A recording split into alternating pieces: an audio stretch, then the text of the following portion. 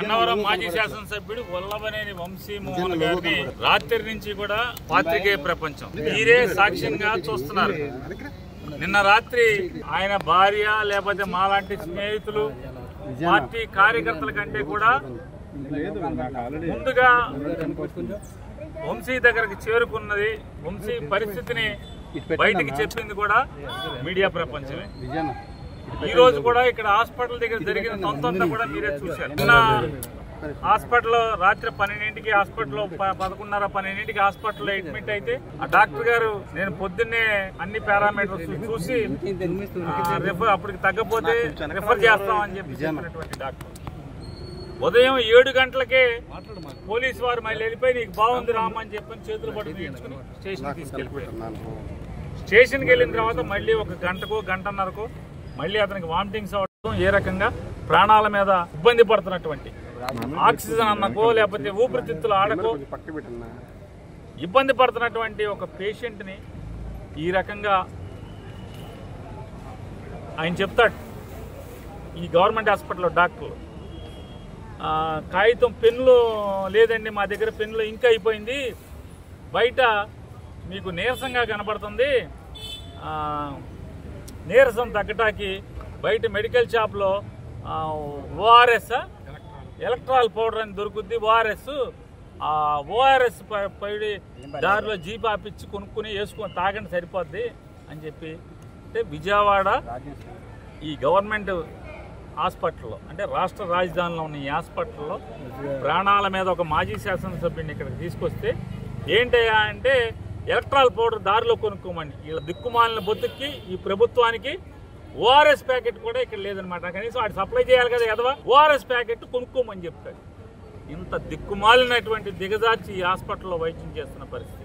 అంటే ఒక్కొక్కడి చావుకి లేదా ఒక్కొక్కడి పతనానికి ఒక కారణం అవుతుంది. నాడు ఎన్టీ రామారావు పతనానికి వంగవీటి రంగా గారి మరణం కారణమైతే ఖచ్చితంగా వంశీకి ఏమన్నా అవనండి మీ కుట్రల వల్ల వంశీ మరణమే మీ ప్రభుత్వాన్ని బలికి పోతుంది, మీకు బలి తీసుకుంటుందని కూడా మీకు హెచ్చరిక జారీ చేస్తూ ఎంత దౌర్భాగ్యం అంటే వీళ్ళు ఒకరిని మాజీ మంత్రిని ఒకరిని అరెస్ట్ చేసి తీసుకొస్తే ఒక నేరం మీద ఆడికి ఏముందో తెలియదు మనకి. అతనికి ఫైల్స్ ఉంది వెంటనే వచ్చేయాలి ప్రాణం పోతుంది. ఫైల్స్కి ప్రాణం పోతాం ఏంటి, లబలబలు ఆడిపోయారు రాష్ట్రంలో ఉన్నటువంటి చంద్రబాబు దగ్గర నుంచి మొత్తం అంతా కూడా ఫైల్స్కి తెచ్చి రమేష్ హాస్పిటల్లో వైద్యం కావాలంట. ఇతనికేమో ఊపిరాట్లేదు, ఊపిరితిత్తుల్లో సమస్య ఉందని చెప్పి చెప్పుకుంటా రోజు కోర్టు తీర్పు మీదకు రోజు రాత్రిపూట జైలు సెల్లో ఆక్సిజన్ పెట్టుకునేటువంటి పరిస్థితి, సిపిఆప్ మిషన్ పెట్టుకుని అతను రోజులు గడుపుతున్న పరిస్థితి ఉంటే అంటే ఒక్కరోజు ఆ ఎవకో వీళ్ళ తరపున పనిచేస్తే మాత్రం ఫైల్స్ ఉన్నాయని చెప్పి ఎప్పుడు ఫైల్స్ ఆపరేషన్ చేయించుకుంటే ఫైల్స్ ఆపరేషన్ అయింది చచ్చిపోతాడు, ఫైల్స్ ఆపరేషన్ అయితే చచ్చిపోతాడు. ఏంటి కేసు వంశీ మీద కేసే అంటే చంద్రబాబును ముఖ్యమంత్రిగా ఉన్నప్పుడు వల్లభనేని వంశీ తెలుగుదేశం పార్టీ ఎమ్మెల్యేగా ఉండి దొంగ పట్టాలు పంచిపెట్టాడు అనేటువంటి అభియోగం అంట. మరి ఆ ప్రభుత్వాన్ని నడిపిన ముద్దాయి చేయిద్దా, అప్పుడున్న రెవెన్యూ మినిస్టర్ని ముద్దాయిని చేయిద్దా? తప్పుడు ప్రభుత్వం మీదే కదా. మీరు ఏవేదైతే వాళ్ళ వంశీ మీద అభియోగం చేస్తున్నారో దొంగ పట్టాలు పుట్టించి పట్టాలు పంచిపెట్టాడు తెలుగుదేశం ప్రభుత్వంలో అని చెప్పాను, దానికి కారణం మీరే కదా. మరి మీరు ముద్దాయిలు అవరా, తండ్రి కొడుకులు ముద్దాయిలు అవరా? కాబట్టి మీ ఏపోడు అంటే మీ జెండా మోస్తే ఏ పాపాలు చేసినా పర్లేదు, మీ జెండా మోస్తే పాపాలు చేసిన వాడికి 10 రోజుల క్రితం ఫైల్స్ ఆపరేషన్ అయితే అది ప్రాణం పోతుంది. వంశీకి మాత్రం ఊపిరితిత్తులు ఇబ్బంది ఉన్నా కూడా ఇక్కడ వైద్యం ఇవ్వకూడదు. ఇటువంటి దుర్మార్గ పోకడలు ఈ ప్రభుత్వంలో జరుగుతున్నాయి.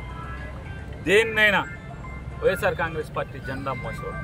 నిన్న ఒకరిని చూసాం మనం దాచేపల్లిలో, పశువు కంటే హీనంగా భాస్కర్ రావు అనే ఒక తెలుగుదేశం వాడి కారు వేసుకొచ్చి మఫ్టీ బట్టల్లో ఎక్కించుకెళ్ళి ఏ రకంగా కొట్టారో మొత్తం ప్రపంచం అంతా చూసింది. ఇవాళ ఇక్కడ ఈ మత్తు డాక్టర్ హాస్పిటల్లో ఉద్యోగం వచ్చిన కాడి నుంచి ఈ బెదవాడ హాస్పిటల్లోనే ఉద్యోగం అంటే ఎంతమందికి చెంచాగిరి చేసి ఎంతమందికి ఏమేం చేస్తే ఒక ప్రభుత్వ ఉద్యోగి చేరిన చోట నుంచి బెదవాళ్ళని ఇన్నాళ్ళు ఎందుకుంటాడు ఈ మత్తు డాక్టర్?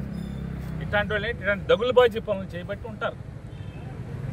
ఒక ప్రాణం మీదకి వచ్చినటువంటి ఒక పేషెంట్ వస్తే మరి బాధ్యత గలవాడు ఈ రకంగా దుర్మార్గంగా కిరాతకంగా రాజకీయాలు ఎవడో రాజకీయ కోసం ఎవడో మానసిక ఆనందం కోసం ఇట్లాంటి ఉద్యోగస్తులందరూ ఆ భాస్కరరావు గారి కానీ లేకపోతే ఈ మొత్తోడు కానీ ఖచ్చితంగా మీరు అనుభవించే ఇంతకింతకి అనుభవించే రోజు మాత్రం వచ్చి తీరుతుందని భాస్కరరావు గారికి చెప్తున్నా, ఈ మొత్తోడికి చెప్తున్నా. మాజీ శాసనసభ్యులు వల్లభనేని వంశీ గారు వైఎస్ఆర్ కాంగ్రెస్ పార్టీ నాయకులు ఏ విధంగా జైల్లో అనారోగ్యానికి పాల్పడుతున్నారన్నది మనందరం కూడా చూస్తున్నాం.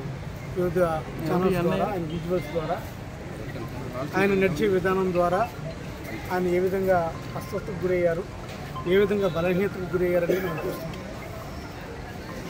ఏదైనా ఒక మనిషి రిపీటెడ్గా ఇల్లి హెల్త్కి పోయి హెల్త్ బాగోలేక వామిటింగ్స్ అవుతూ కాన్షియస్ లేక ఎక్కడ పడితే అక్కడ పడిపోతూ ఉన్న మనిషిని కూడా జ్యుడిషియల్ రిమాండ్ రూపంలోనో లేకపోతే కస్టడల్ రిమాండ్ రూపంలోనో పోలీసులు కోర్టులు చుట్టూ తిప్పుతూ ఒక కేసు కాదు, 2 కేసు కాదు, 3 కేసులు కాదు, అనేక మంది కేసులు పెడతారు. ప్రతి కేసులోనూ బెయిల్ వస్తుంటే బెయిల్ వచ్చే క్రమంలో మరొక కేసు పెడుతూ పీటీ వారెంట్లు పెడుతూ ఒక మనిషిని ఏ విధంగా హింసించాలో, ఏ విధంగా టార్చర్ చేయాలన్నది కొంతమంది పెద్దలు దీని మీద పన్నాగం పండి ఎట్టి పరిస్థితుల్లో కూడా వంశీ గారిని మరింత టార్చర్ పెట్టాలి, మరింత హింసించాలని చెప్తూ అని వాళ్ళు తరించి ఈ విధంగా టార్చర్ చేస్తున్నారు. ఏ మనిషికైనా సరే ఒక హ్యుమానిటేరియన్ నేచర్ ఉంటుంది, ఎంతో కొంత హ్యూమన్ టచ్ ఉంటుంది.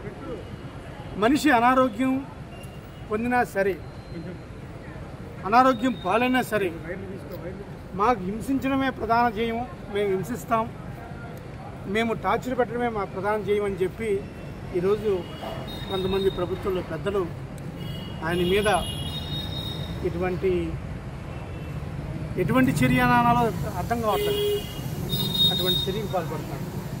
ఈరోజు హాస్పిటల్ పాలైనా సరే, ఇన్ఫ్యాక్ట్ హాస్పిటల్లో ఆయనకి అడ్మిషన్కి అవన్నీ అవకాశాలు ఉన్నప్పటికీ కూడా హాస్పిటల్ కూడా మేనేజ్ చేసి ఆయన ఎట్టి పరిస్థితుల్లో అడ్మిషన్ రాకూడదని చెప్పి కొంతమంది వ్యక్తులు ఒక మనిషి బాగోపోయినా సరే అడ్మిషన్ నిరాకరించడం అనేది మనం చూస్తున్నాం. ఈ ప్రభుత్వంలో ఉన్న పెద్దలకు ఇది తగదు. ఎందుకంటే దేనికన్నా ఒక లిమిట్ ఉంటుంది. మనిషి ప్రాణం కన్నా మీకు ఇంకేం కావాలి? మీరు ఒక మనిషి ప్రాణంతో చెలగటమాడుతున్నారు, ఒక మనిషి ప్రాణాన్ని పణంగా పెడుతున్నారు, ఒక మనిషి ప్రాణాన్ని మీరు చాలా ఈజీగా తీసుకున్నారు. అన్నిసార్లు శాసనసభ్యుడికి ఎన్నికయ్యి, అన్నిసార్లు ప్రజలకు సేవ చేసి, అన్నిసార్లు ప్రజల మధ్యలో ఉండి పోటీ చేసినప్పుడల్లా ప్రతిసారి గెలుస్తూ ప్రజల ఆశీస్సులు పొందిన వ్యక్తిని, ప్రజానాయకుడిని ఈరోజు ఇంత టార్చర్ చేయడం ప్రభుత్వానికి, ప్రభుత్వ పెద్దలకు తగదని తెలియజేస్తారు. ఎమ్మెల్సీ ప్రోటోకాల్ ఉన్న మీ పట్ల కూడా దృష్టిగా ఎవరు వస్తున్నారు, లోపల రానివ్వట్లేదు. ఇప్పుడు వాళ్ళు చెప్పేది ఏంటి? నేను వెళ్ళినా సరే, నేను కలవాలనుకున్నా సరే జ్యుడిషియల్ రిమాండ్లో ఉన్న ఖైదీని ఎవరు కలవకూడదని చెప్తారు. మంచిదే, మేమేం కలవట్లేదు. మేము కలిసి మేమేదో ఆయన చేయాలని కాదు, దూరం నుంచి చూసి కనీసం మనిషి ఎలా ఉన్నాడు, ఒక మనిషి అంటే ఒక మనిషికి సానుభూతి ఉంటుంది కదా, ఒక హ్యూమన్ టెండెన్సీ ఉంటుంది కదా. ఆ హ్యూమన్ టెండెన్సీలో భాగంగా మనం ఎలా చేయాలి, ఎలా ఉన్నాడో, అదే నా మనిషి ఉన్నాడే, మా పార్టీ నాయకుడు ఉన్నాడే, ఏమైపోయాడే, ఎలా అవుతున్నాడు అని చూడటం కూడా తప్పంటే ఇంకా దానికి అర్థం లేదు. ఏది ఏమైనప్పటికీ కూడా వంశీ గారు తొందరగా కోలుకోవాలి, ఆయన ఆరోగ్యంగా ఉండాలి. ఆయన ఆరోగ్యంగా ఉంటే ఎన్ని కేసులన్నా తట్టుకోకుండా ముందు ఆయన ఆరోగ్యంగా ఉండాలి. ప్రభుత్వం ఆయన ఆరోగ్యం దృష్ట్యా ఇంకనైనా సరే వేధించడం సరికాదు. ఎప్పుడో గత తెలుగుదేశం ప్రభుత్వంలో పెట్టిన కేసు, తర్వాత వైఎస్ఆర్ కాంగ్రెస్ పార్టీ వచ్చింది, మళ్ళీ తెలుగుదేశం ప్రభుత్వం. అప్పుడు తెలుగుదేశం పార్టీలో పెట్టిన కేసు అప్పుడు తప్పు కాదు, ఇప్పుడు మా హయాంలో తప్పు కాదు, కానీ ఇప్పుడు తప్పు వచ్చింది. అంటే 10 సంవత్సరాలు పోయిన తర్వాత కూడా కేసును వెనక్కి తీసి పీటీ వారెంట్ల కింద అనేక కేసులు వేస్తున్నారంటే దీనికి అర్థం ఏ విధంగా టార్చర్ చేస్తున్నారనేది తప్పకుండా